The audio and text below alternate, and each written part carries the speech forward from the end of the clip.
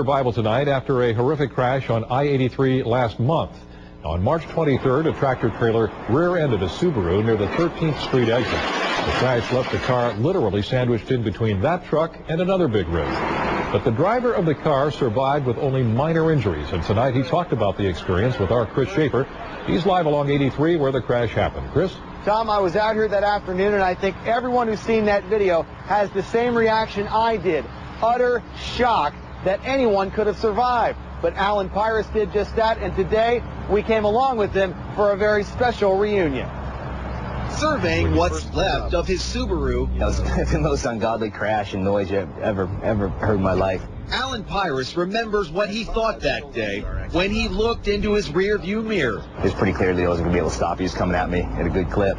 A tractor-trailer slammed into Alan's car from behind, driving it into another big rig. The way things were crumpled around, I was pretty much pinned. But amazingly, Alan only had minor injury.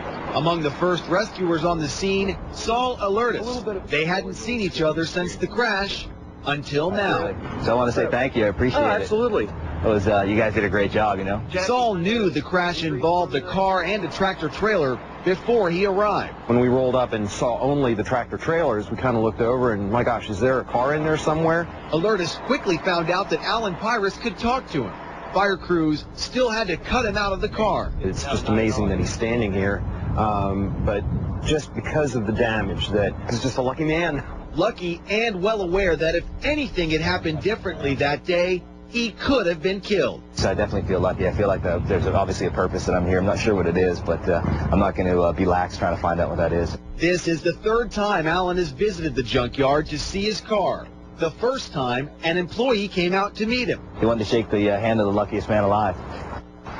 Pyrus is married. He lives in York. He's hoping his story will convince other drivers to slow down, pay a little more attention on the roads. He himself only started driving again about a week ago, and so far, Tom, he has stayed away from this section of I-83 in Harrisburg. And when you see the 22-322 wreck today, that car caught fire. It's amazing that his car didn't catch fire in his wreck, and then he lived to tell about it. He says the truck driver from the truck that was in front of him came and pulled some of the cables away that may have prevented some of the fire from happening. He walked away from that crash with only minor cuts and bruises. He was home in time to watch our reports about his crash, Tom.